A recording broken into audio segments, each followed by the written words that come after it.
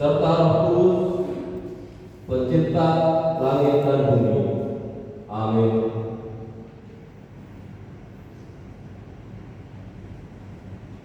Berbahagialah orang yang lapar dan haus akan kebenaran, karena mereka akan dipuaskan. Berbahagialah orang yang suci hatinya, karena mereka akan melihat Allah. Haleluya, haleluya, haleluya. Haleluya, haleluya, haleluya.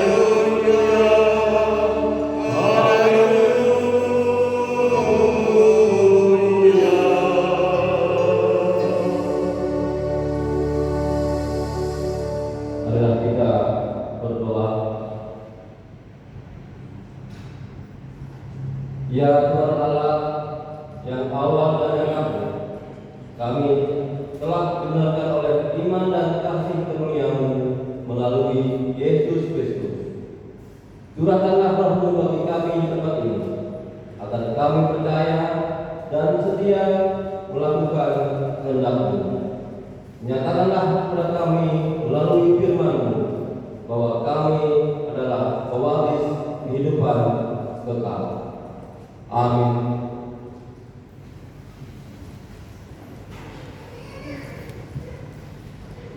Bapak Ibu yang dikasihi oleh Kristus, mari kita angkat pujian kita dari keesaan nomor 15 dengan judul Dengan Demikian. Kita nyanyikan dua kali.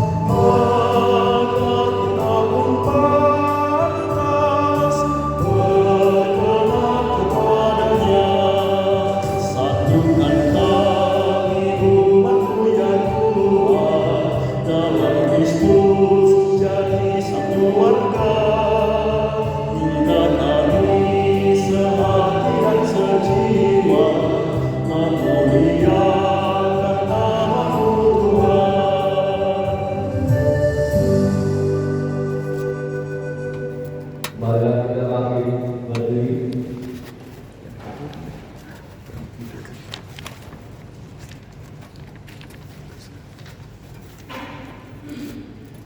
Kita berdoa kepada Tuhan Allah untuk mengaku dan memohon ampunan dosa kita.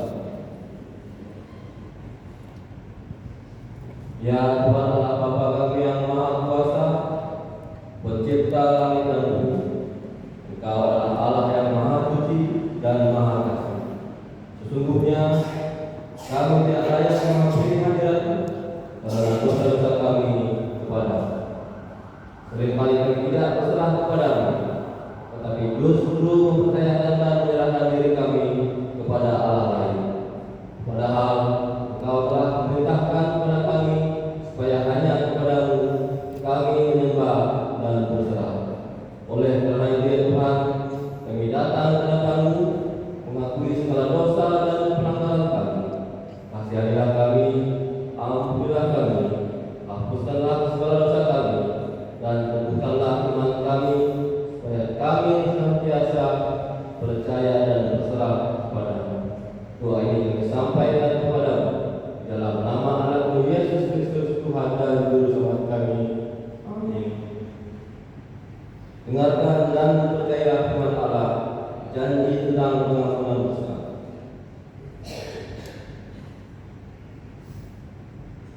Kristus telah mati untuk semua orang, supaya mereka yang hidup tidak lagi hidup untuk dirinya sendiri, tetapi untuk Dia yang telah mati dan telah dibangkitkan untuk mereka. Allah telah mengampuni semua dosa kita oleh kasih karunia-Nya. Oleh karena itu, marilah kita menyatakan hidup baru. Kemuliaan bagi Allah di tempat yang maha tinggi. Amin. Kembali kita akan belajar kita dari kitab Keesaan nomor 66 dengan judul Bila Gunung Dosaku. Kita nyanyikan ayat 1 dan ayat 2.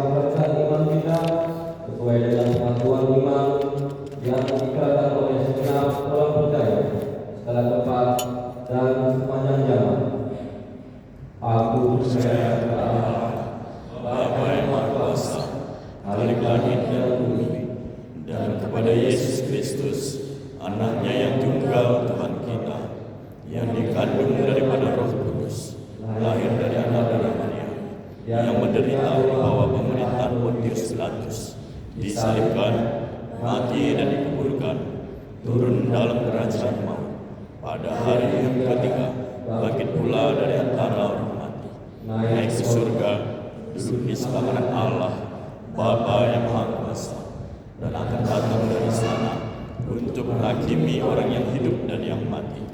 Aku percaya kepada Roh Kudus, gereja yang kudus dan am, persekutuan orang kudus, pengampunan dosa, kebangkitan daging, dan hidup yang kekal.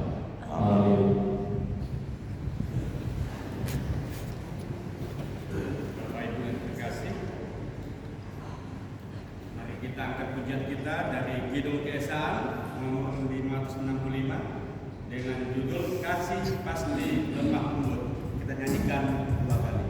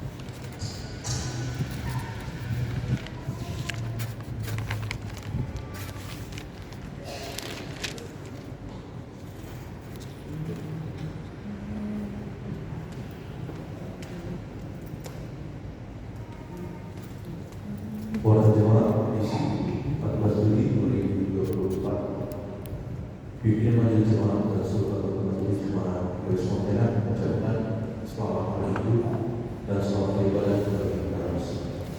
Khususnya bagi jemaat yang baru pertama kali beribadah tempat ini, Tuhan Yesus memberkati. Oleh kembali tanggal 21 Juli 2024, kebaktian 1 khotbah dan PJD pelayan berada di tanggal 21 Juli. Kebaktian 1 berada dari PJD agenda calon siswa Kepala Manado, ujian calon siswa Bogor Singapura, warga jemaat Siswa Jufri Kusarari, persembahan calon siswa Bogor Manado, banyak jemaat Siswa Bogor Manado, musik Bogor Manado, singer audio sinaga dan beliau berubah. Operator fokus menjadi besar, operator sound orang Singapura. Kebaktian 1 menggunakan bahasa Indonesia masuk jam 7.30 WIB. Model kebaktian model C. Kebaktian 2 khotbah pada tarian Judika berubah.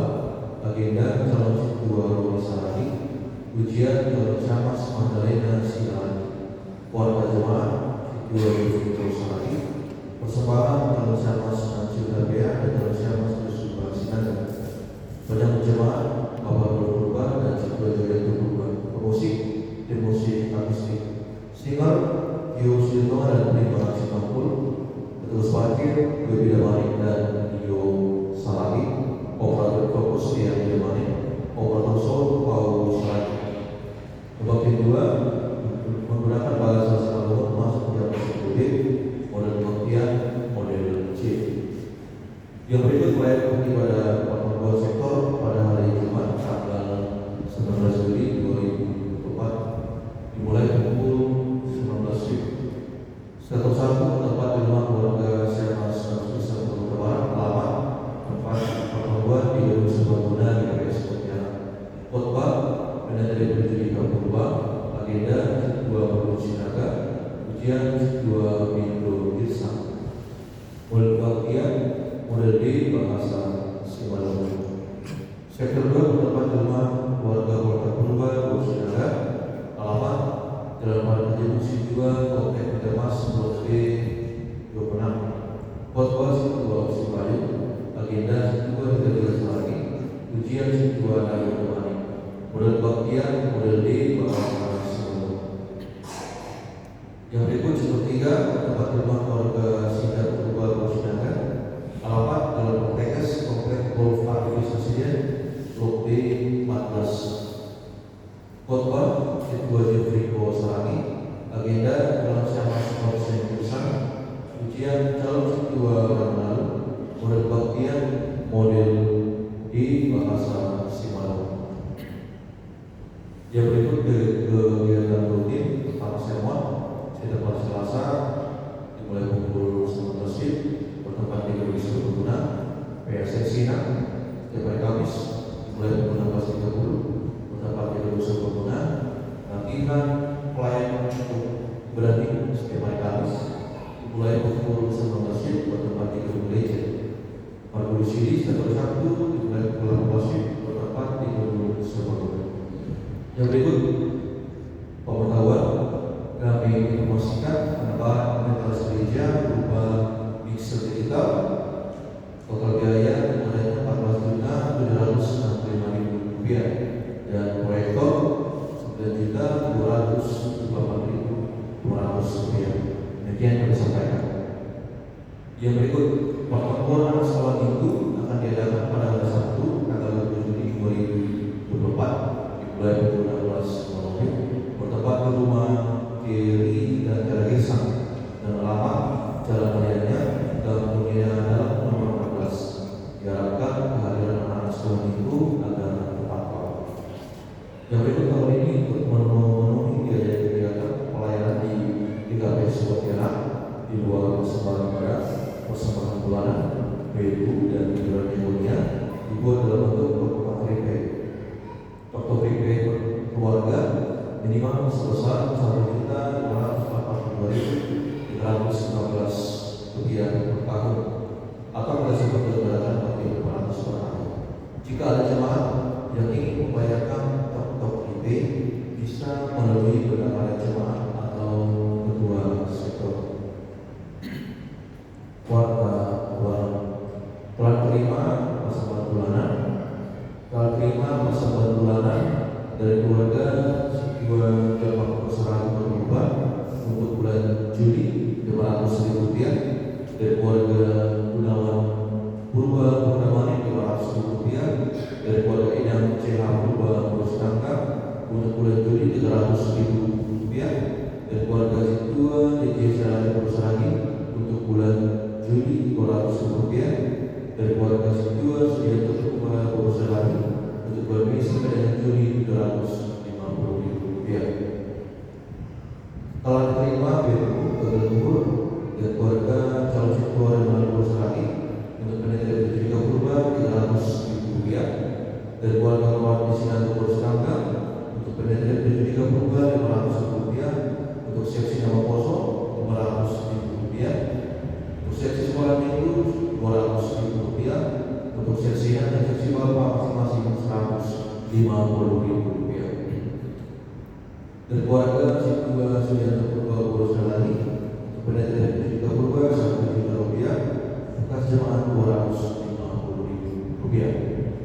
Telah diterima Oktober PP tahun 2004 dari keluarga Gunawan Purba Manik Rp250.000, dari keluarga Al-Magis Purba Rp250.000, dari keluarga Situa Bilal Rahman Selagi Nurdisa Rp50.000, dari keluarga calon Situa Muhammad Kemenangan Purstangka Rp100.000, dari keluarga calon Situa Gabung Sultan Purba Mukti Rp100.000, dari keluarga Situa DJ Seraya Purseragi Rp200.000.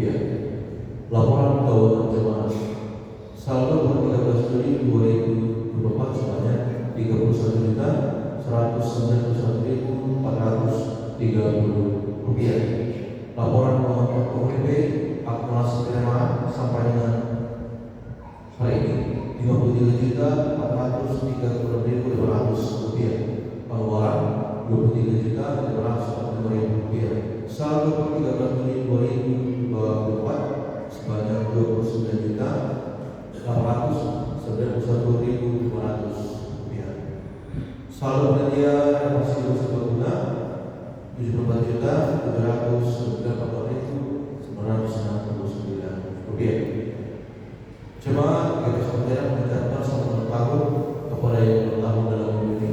Pertama untuk Alfaris Dea Musliil Bursia Badmari, Bapak Thomas Emanuel Seragi, Bapak Amanda Seragi, Iskia Rafael Sinaga, Inang Gumaria Seragi, Sania Damari, Iko Andrea Purba. Demikian waktu hari ini. Selamat Minggu, mari kita berdoa. Allah Bapa yang terhormat di kerajaan surga, Tuhan, kami mengucap syukur dan Tuhan dalam kehidupan kami. Bahkan sama-sama juga Tuhan dapat memberkati kami Tuhan secara pribadi, secara Tuhan. Baik-baik menuju berdoa Tuhan setiap kegiatan yang sudah kami rencanakan ya Bapa dalam seminggu ke depan, mulai sermon majelis, PSX-an, latihan, pelayanan ibadah minggu, pertemuan sektor, madurusi, dan juga Tuhan di depan kami kembali memuji dan muliakan nama-Mu di rumah yang kudus ini. Biarlah Bapa memberkati dan rahmi setiap pelayan-pelayan yang terlibat Tuhan dalam ibadah kami. Biarlah juga Tuhan Kau berikan hati dan rajinnya Tuhan terus berkahi Bapa para majelis boleh sudah tunjuk sebagai pelayan. Biarlah Tuhan Kau dan Roh Kudus merapi hati pendidikan Tuhan. Kami Tuhan boleh mengerjakan tugas bertanggung jawab yang sudah diberikan kepada kami. Mengucap berdoa Tuhan, firman Tuhan, biarlah Bapa Roh Kudus juga Tuhan menuntun hati dan pikiran jemaat. Biarlah sekiranya Bapa jemaat Tuhan boleh mendengar langkah, boleh mengikuti kegiatan yang sudah kami rencanakan dalam seminggu. Dinadakan Bapa, kami alaskan hanya dalam nama Tuhan Yesus Kristus, kami telah berdoa dan mengucapkan syukur. Amin.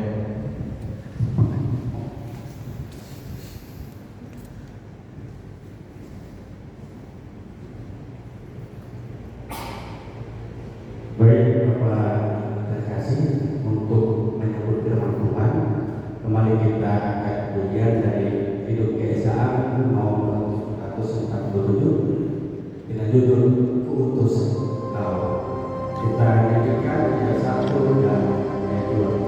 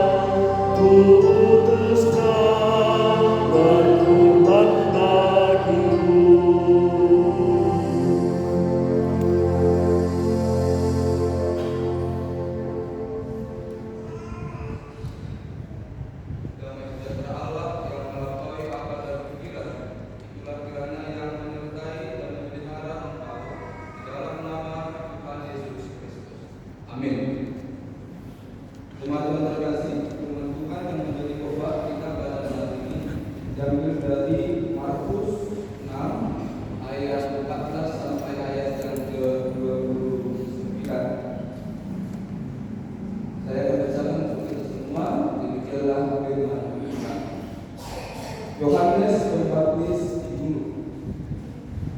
Raja Herodes juga mendengar tentang Yesus, sebab namanya sudah terkenal dan orang mengatakan Yohanes Pembaptis sudah bangkit dari antara orang mati, dan itulah sebabnya kuasa itu bekerja di dalam dia. Yang lain mengatakan yaitu Elia, yang lain lagi mengatakan yaitu seorang nabi sama seperti nabi-nabi yang terdahulu. Waktu Herodes mendengar hal itu, dia berkata, bukan, yaitu Yohanes yang sudah dipenggal kepalanya dan yang bangkit lagi. Sebab memang Herodeslah yang menyuruh orang menangkap Yohanes dan membelenggunya di penjara berhubung dengan peristiwa Herodias, istri Filipus saudaranya, karena Herodes telah mengambilnya sebagai istri. Karena Yohanes pernah menegur Herodes, tidak halal engkau mengambil istri saudaramu. Karena itu Herodias menaruh dendam pada Yohanes dan bermaksud untuk membunuh dia, tetapi tidak dapat. Sebab Herodes segan akan Yohanes karena dia tahu bahwa Yohanes adalah orang yang benar dan suci, jadi ia melindunginya. Tetapi apabila ia mendengarkan Yohanes, hatinya selalu terombang-ambing, namun ia merasa senang juga mendengarkan dia. Akhirnya tiba juga kesempatan yang baik bagi Herodias ketika Herodes pada hari ulang tahunnya mengadakan perjamuan untuk pembesar-pembesarnya, perwira-perwiranya, dan orang-orang terkemuka di Galilea. Pada waktu itu, anak perempuan Herodias tampil lalu menangis, dan ia menyukakan hati Herodes dan tamu-tamunya. Raja berkata kepada gadis itu, minta daripada apa saja yang kau ingini, maka akan kuberikan kepadamu. Lalu bersumpah kepadanya, apa saja yang kau minta akan kuberikan kepadamu, sekalipun setengah dari kerajaan. Anak itu pergi dan menanyakan ibunya, apa yang harus kuminta? Jawabnya, kepala Yohanes Pembaptis. Maka cepat-cepat dia pergi kepada raja dan minta, aku mau supaya sekarang juga engkau berikan kepada aku kepala Yohanes Pembaptis di sebuah alam. Lalu sangat sedih hati raja, tetapi karena sumpah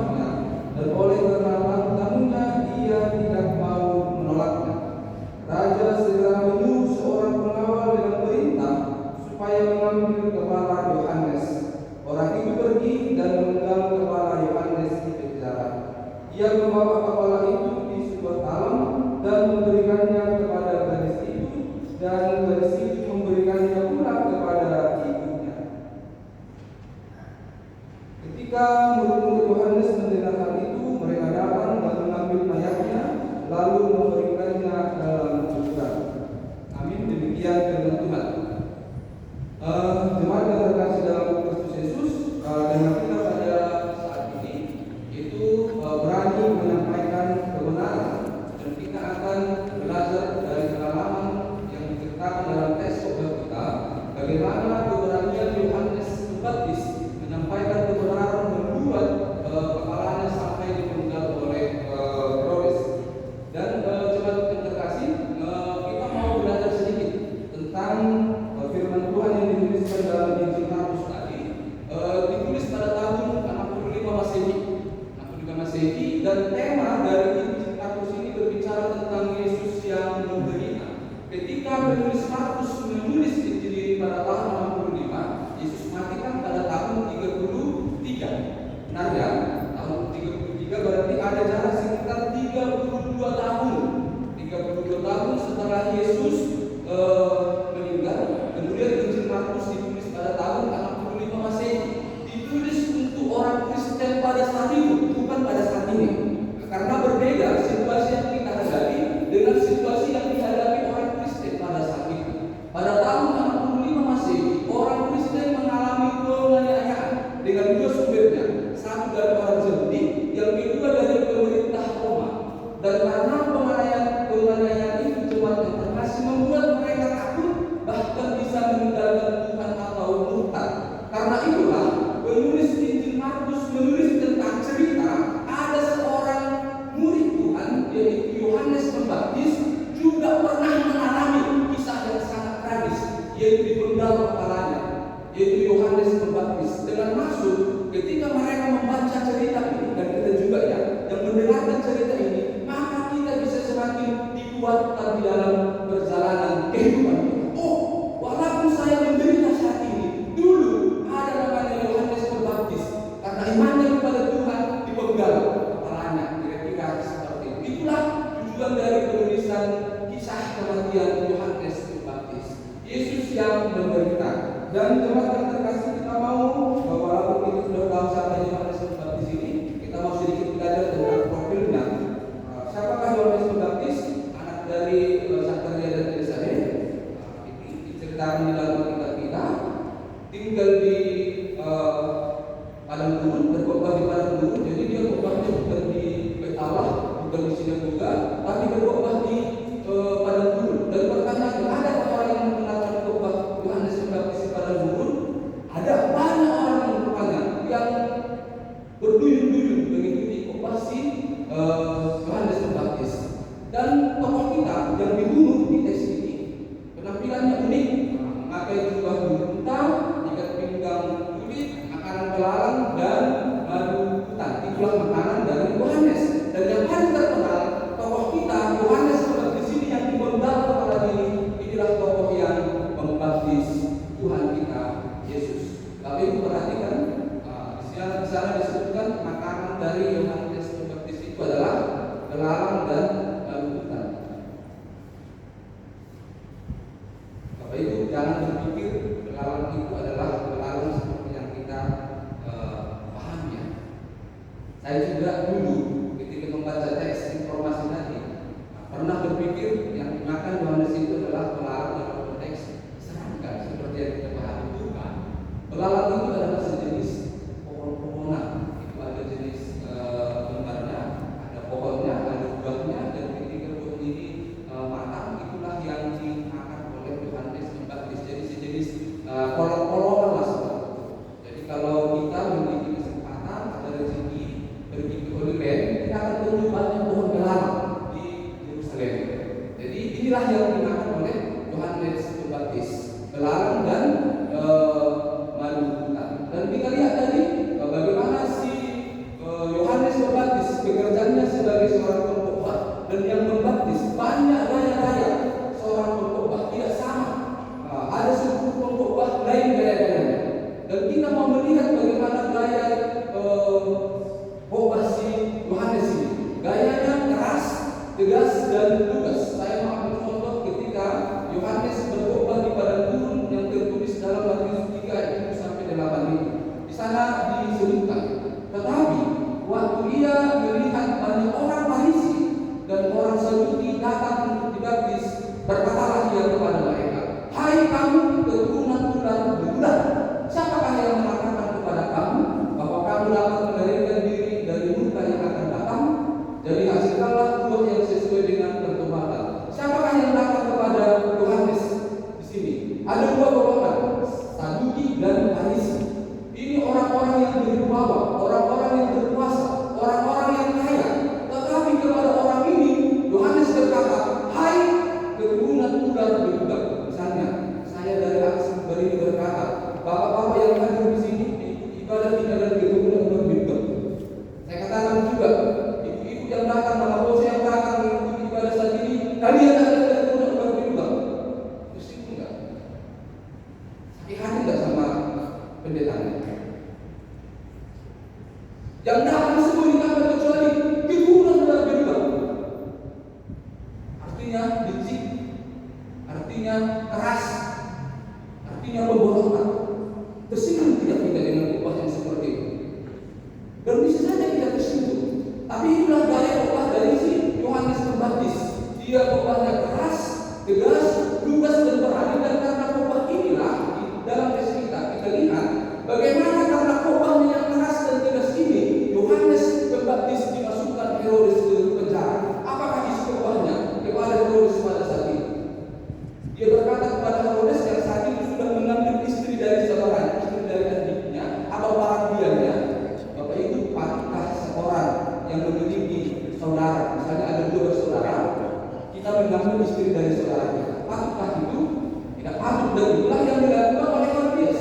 Dia mengambil istri dari saudaranya yang bernama Herodes. Dan ketika Yohanes melihat itu, ini raja, orang yang berkuasa, orang yang kuat, orang yang memiliki kuasa.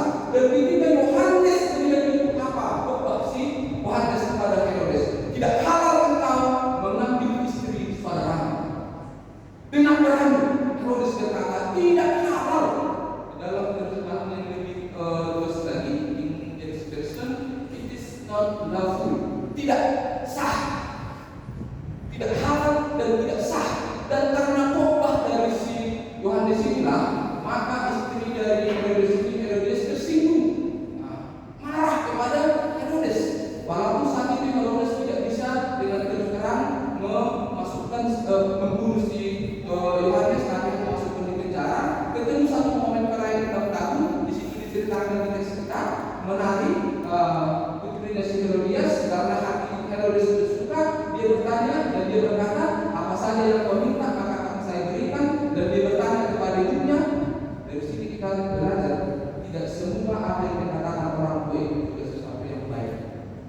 Dan seperti itu, dia meminta kepada Herodes, kepala Yohanes Pembaptis, di atas alam. Dan tentu, kenapa itu permintaan Herodias? Karena dia sakit hati khotbah si Yohanes ini.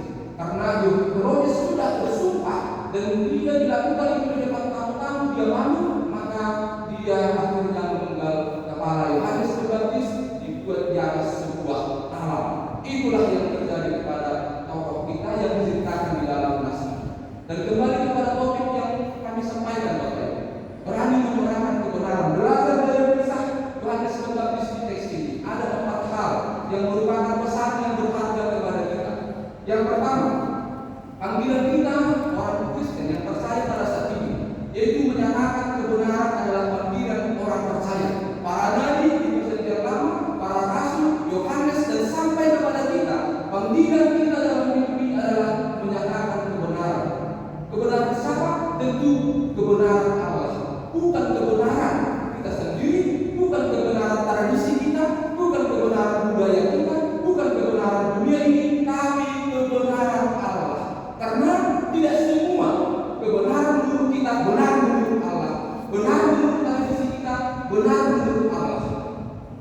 Ada seorang sufi namanya Jalaluddin Rumi, seorang sufi dari Persia, menyatakan seperti ini. Kebenaran itu seperti cermin yang dijatuhkan dari atas dan pecah di atas batu yang besar. Kemudian setiap orang akan mengambil pecahan cermin ini, dia bawa itu dan dia berkaca di situ dan dia berkata, inilah kebenaran. Semua orang membawa pecahan-pecahan cermin yang pecah tadi dan berkata, inilah kebenaran itu, inilah kebenaran itu, inilah kebenaran itu. Pertanyaannya, apakah itu kebenaran itu sesungguhnya? Ternyata tidak. Pada awalnya kebenaran itu sama, satu, tapi ketika pecah, kita mengambil itu semua dan berkata, itulah kebenaran. Belum tentu. Kebenaran menurut kita, Bapak ingat, belum tentu benar menurut Allah. Benar menurut tradisi kita, belum tentu benar menurut Allah. Dulu waktu kecil, saya tidak tahu misalnya ini mau musim-musim masuk sekolah ya. Misalnya orang tua ada kasih makanan itu kepada anaknya, dipanggil ke keluarga. Saya masih ingat saat itu. Saya menjadi nabi ayam sudah dimemakan ini diletakkan di salah satu di atas senayan. Dan ketika ditanya kenapa dia dua ayam satu di atas senayan, katanya untuk arwah-arwah ya keluarga yang sudah katakanlah pergi pertama mendahului kita. Itu kebenaran menurut tradisi. Apakah itu kebenaran Allah? Tidak. Berarti ketika kita menyatakan kita ini dipanggil untuk menyatakan kebenaran, tentu yang dimaksud adalah kebenaran dari Allah. Berarti kita harus hidup dalam kebenaran Allah. Belum tentu, sekali lagi Bapak Ibu jemaat terkasih, kebenaran yang kita miliki itu adalah kebenaran dari Allah. Masih seperti tadi pecahan cermin itu, masih kecil itu kebenaran yang kita pahami. Dan yang kedua, ketika kita berbicara tentang keberanian menyampaikan kebenaran, tentu kesediaan membayar harga dalam menyatakan kebenaran. Tokoh kita di teks ini Yohanes Pembaptis, ada harga yang harus dibayar. Apakah itu? Kepalanya harus dipenggal. Kalau kita menyatakan kebenaran, ada orang yang benci kita, ada orang yang menjauhi kita, ada orang yang kata-kata kita. Sepertinya itu masih salib yang kecil ya, masih salib kecil lah. Belum ada lagi antara kita ini jemaat kita bersejarah yang karena menyatakan kebenaran ada yang bicara atau ada sampai tinggal kepala, tidak ada. Tapi walaupun tidak ada, panggilan kepada kita harus berani menyampaikan kebenaran. Ada harga yang harus dibayar. Itulah salib yang harus kita ambil. Dan yang ketiga dari yang keempat, jemaat terkasih, kebenaran adalah pilihan, tidak pernah netral. Banyak orang yang bersikap netral dalam hidup ini, berpikir dengan kenetralannya, maka dia akan bisa menyelesaikan masalah. Tidak. Yesus kita sendiri tidak pernah netral di dalam hidup. Ketika terjadi ketidakadilan, terjadi ketidakbenaran, maka dia akan bersuara dan menolak itu. Dan Yesus selalu memihak kepada orang yang diperlakukan tidak adil dan tidak benar. Tetapi seperti yang saya sampaikan, kita sering memilih sikap hidup netral. Kenapa? Kita tidak mau menyatakan kebenaran itu karena kita mau menyenangkan. Kita ingin diterima setiap orang dalam hidup ini. Akhirnya kita bersikap netral. Tidak ada sikap dalam hidup kita. Karena itu juga Bapak Ibu jemaat terkasih, umat Kristen dinyatakan dalam politik misalnya tidak mengenal, kita tidak terima dalam dogma dan iman kita golongan ini. Walaupun yang dipilih itu sesuatu yang buruk, kata seorang tokoh, memilih itu bukan memilih yang terbaik, tapi memilih yang terburuk berkuasa. Seperti itulah. Jadi tentukan sikap kita. Tidak ada yang namanya netral dalam hidup ini. Harus memihak. Dan itu tentu memihak dalam keadilan dan kebenaran. Itulah syukur Bapak, syukur tadi yang kedua, song sangka untuk di jalan. Oleh-oleh. Ujul bahan suara, ujaya. Ujul bahan suara, ujaya. Semua. Asal ulang bagi halak menggaham. Tidak bisa.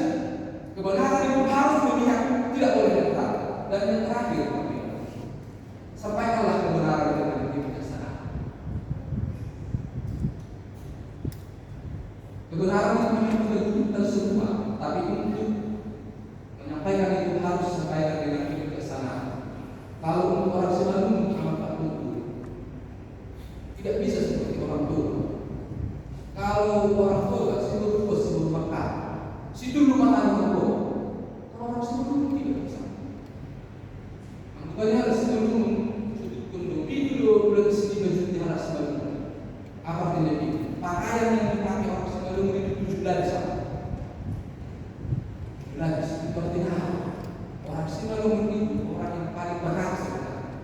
paling menjaga hati, orang yang tidak ingin menyakiti hati orang lain. Dan ketika mau menyatakan sesuatu hal kepada misalnya secara dari saya sampaikan, harus bijaksana. Benar-benar kita harus disampaikan dalam waktu yang sama, tempat yang sama. Anggota kalau salah Indonesia di medsos tentu saya tidak bisa menerima. Saya juga seperti itu. Dong masalah satu baik di medsos misalnya itu tentu tidak bijaksana. Yang bijaksana adalah sampaikan dalam waktu yang tepat dan tempat yang tepat. Inilah bagaimana pesan firman Tuhan kepada kita, dan semoga kita bisa menerimanya dan kita akan kuat melakukan berani menerapkan kebenaran itu. Tentu nanti ketika kita juga saat ini akan mengikuti perjalanan kudus itu akan menguatkan kita dalam hidup ini. Amin. Mari kita berdoa. Terima kasih Bapa kami yang baik untuk kebenaran firman-Mu yang sampai kepada kami saat ini. Kami belajar dari Yohanes Pembaptis bagaimana dia Tuhan dalam keberanian sikapnya menyatakan yang tidak benar yang terjadi di sekelilingnya. Kami belajar dari keberanian Tuhan Yohanes ini. Walaupun dengan keberanian itu ada satu persekusi yang terjadi dalam hidupnya, tetapi ini menjadi penyemangat dalam kehidupan kami bahwa kami juga adalah orang-orang yang Tuhan panggil untuk menyatakan kebenaran, berani menyampaikan itu tentu dengan kebijaksanaan, tentu dengan memahami bahwa kalau sumber kebenaran yang utama bukan diri kami sendiri, bukan tradisi budaya atau nilai-nilai yang ada di dunia. Tuhan berikan kami hikmat agar kami bisa menyatakan, menyuarakan kebenaran dengan berhikmat dalam hidup kami ini, sehingga dengan kebenaran itu maka ada kehidupan yang menyenangkan, ada kehidupan yang akan dipulihkan, karena kami bukan dalam hati kami yang paling dalam sangat-sangat membutuhkan kebenaran yang daripada dalam hidup ini. Karena kami percaya walaupun kebenaran itu menyakitkan atau mungkin memahitkan, itu akan membuat hati kami sembuh, hidup kami pulih. Diberkatilah kami Tuhan Tuhan-Mu yang mendengarkan kebenaran firman-Mu pada hari saat. Amin.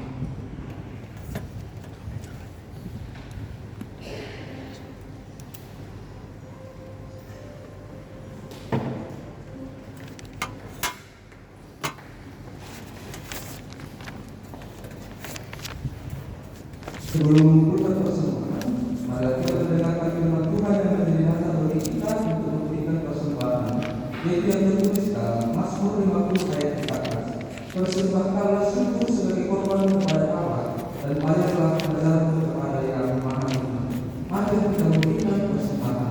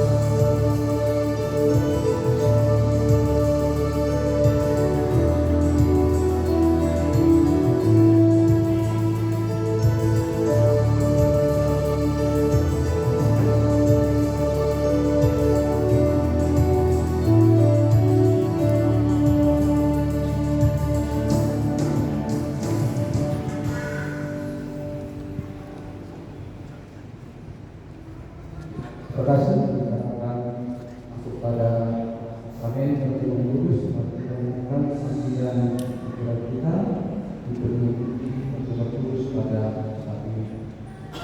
Mari kita berdoa.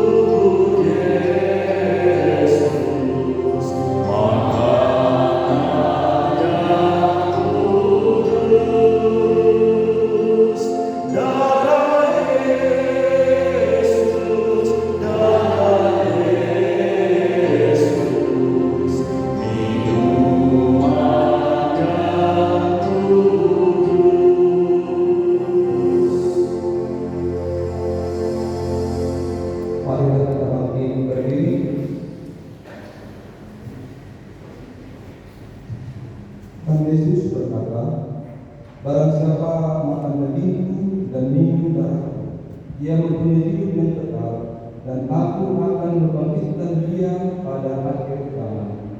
Mari kita berdoa. Ya Tuhan Allah Bapa kami yang Maha Pengasih, di dalam Yesus Kristus Tuhan kami, Engkau adalah sumber keselamatan dan kehidupan yang kekal melalui anak-Mu Yesus Kristus, yang telah rela berkorban untuk menebus kami orang berdosa.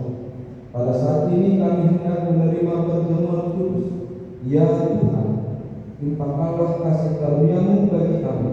Kiranya Roh Kudus membuka hati dan meneguhkan iman kami, agar semakin mempercayai keselamatan yang telah Engkau anugerahkan di dalam Yesus Kristus Tuhan.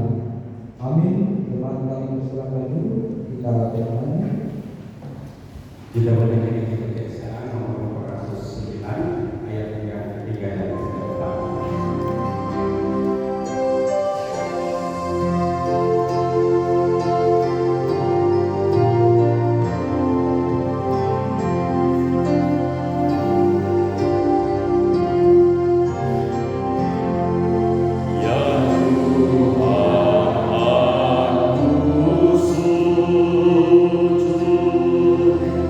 Tuhan,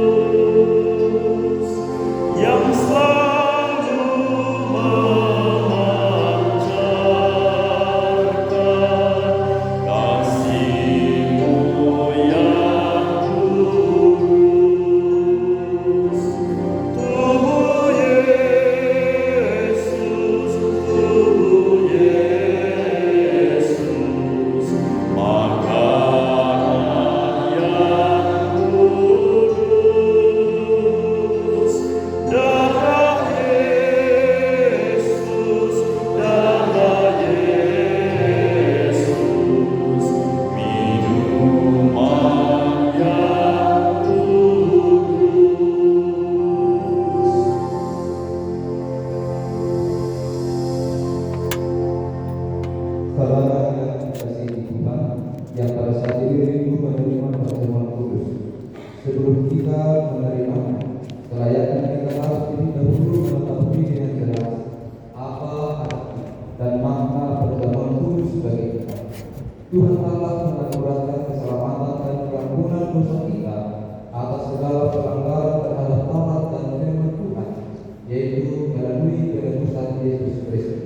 Oleh sebab itu, maka setiap orang yang menyesali dosa-dosa dan mau bertobat serta bersedia menerima perjamuan kudus dari Tuhan, dia akan memperoleh keampunan dosa dan keselamatan di dalam Yesus Kristus. Kita harus jujur mengaku bahwa kita adalah orang yang penuh dosa dan banyak kekurangan di hadapan Tuhan dan sesama manusia, sehingga layak mendapat hukuman dari Tuhan. Oleh sebab itu, kita sungguh merindukan belas kasihan dan pengampunan Tuhan. Marilah kita datang ke hadapannya di dalam ketulusan dan kerendahan hati memohon anugerah. Hendaklah kita lebih dahulu memeriksa diri di hadapan Tuhan Allah dengan memberi jawaban atas pertanyaan-pertanyaan berikut ini. Marilah kita bangkit berdiri.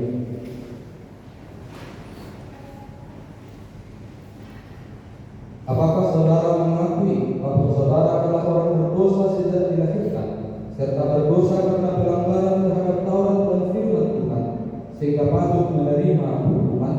Apakah saudara sungguh-sungguh mengakui? Ya, aku mengakui. Apakah saudara sungguh-sungguh merasa sedih serta menyesali dosa-dosa? Dan apakah saudara sungguh-sungguh memohon supaya bebas dari kuasa dosa? Apakah saudara sungguh-sungguh? Ya, aku sungguh-sungguh. Apakah saudara percaya kepada Yesus Kristus yang telah datang ke dunia untuk menyelamatkan orang berdosa? Dia yang telah mati dan bangkit untuk menanggung dan menghapus dosa saudara. Apakah saudara percaya? Ya, aku percaya.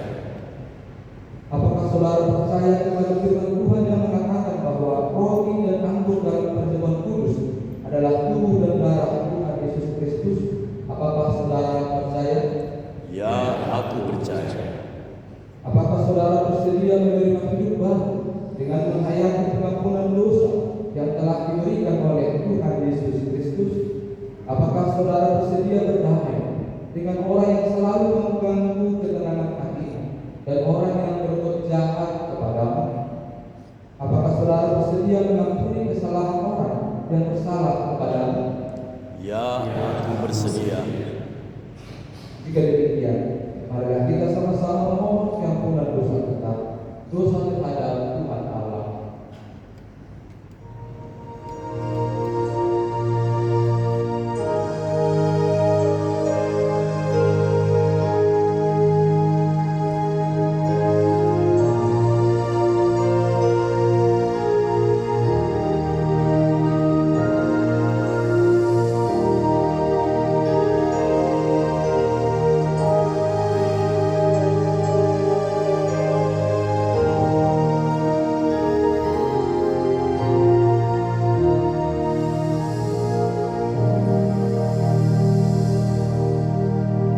Dosa terhadap keluarga dan sesama.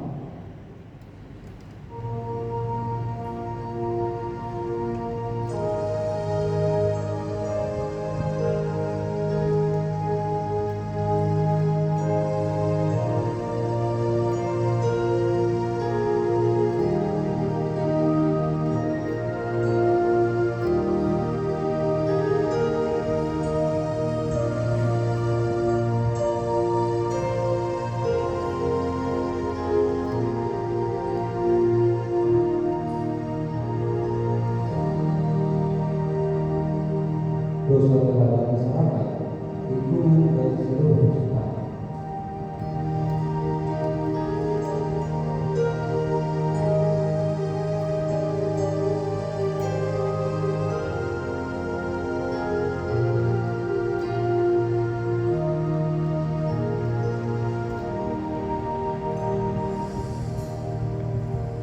Marilah kita berdoa. Ya Tuhan Allah, Bapa kami di dalam Yesus Kristus Juru Selamat. Kami mengaku bahwa kami adalah orang yang berdosa sejak dilahirkan, demikian juga berdosa karena pelanggaran terhadap Taurat dan firman. Kami patut menerima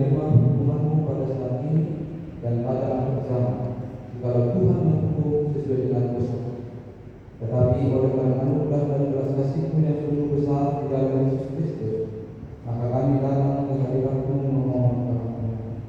Ya Tuhan Allah, kasihanilah kami, ampunilah dosa kami. Kiranya Roh Kudus menguatkan dan memenangkan kami dalam melawan segala dosa, serta menuntun kami dalam melakukan perkara yang baik dan sesuai dengan kehendak-Mu selama hidup. Amin. Saudara yang datang memohon pengampunan dosa dan yang haus akan anugerah Allah, terimalah pengampunan dosa dan urutlah. Berpegang kepada perkataan Tuhan Yesus, saya selaku hamba Tuhan menyampaikan berita anugerah ini kepada saudara. Di dalam nama Allah Bapa dan Tuhan Yesus Kristus serta Roh Kudus, percayalah dosamu sudah diampuni. Sama-sama kita mengatakan amin. Terima kasih. Kita Kembali kepada kita di sebuah Yesaya 25 ayat 1 2.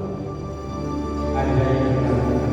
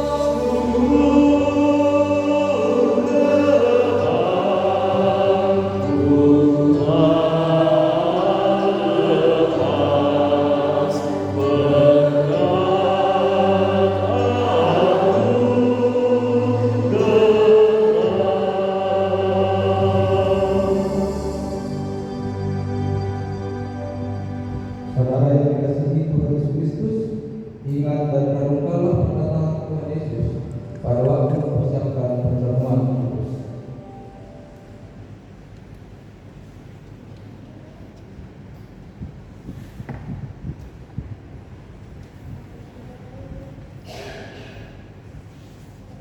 Pada malam ketika Tuhan Yesus akan diserahkan, setelah mengambil roti dan mengucap berkah atasnya, Ia memecah-mecahkannya dan memberikan kepada murid-muridnya dan berkata, "Terimalah dan makanlah, inilah tubuhku yang diserahkan bagimu. Perbuatlah ini menjadi peringatan untuk aku."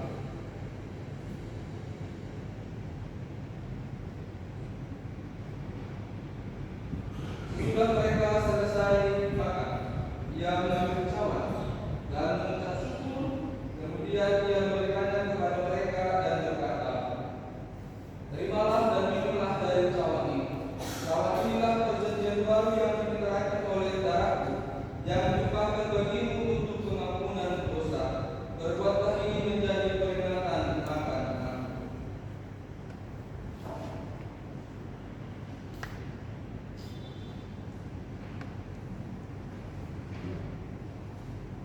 Sekarang saudara diundang, katakanlah, kecaplah dan lihatlah betapa baiknya Tuhan. Berbahagialah orang yang berlindung dan yang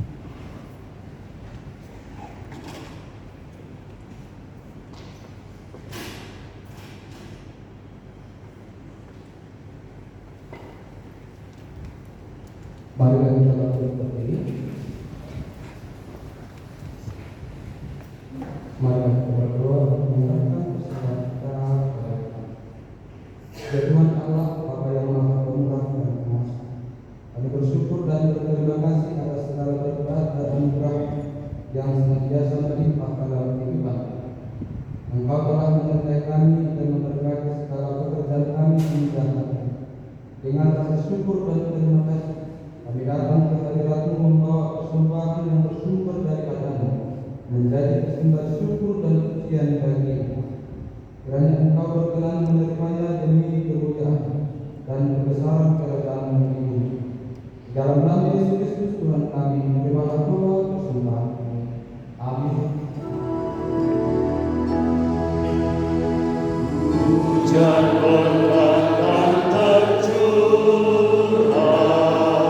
di dua janji kudus, hidup segar dari sorga, kami beri penerus. Hujan berkatan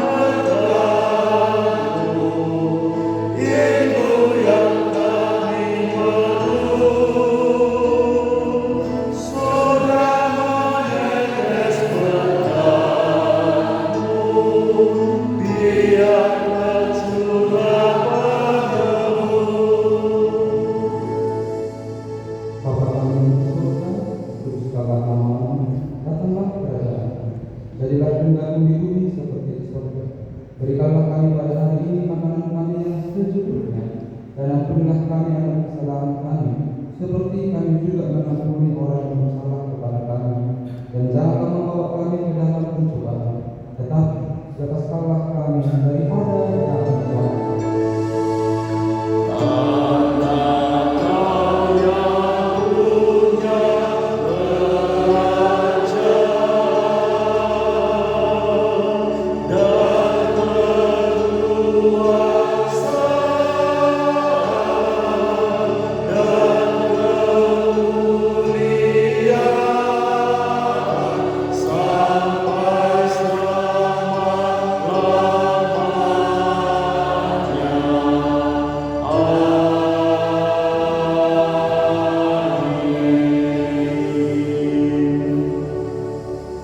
Pergilah, jadilah berkat dan peduli terhadap semua orang.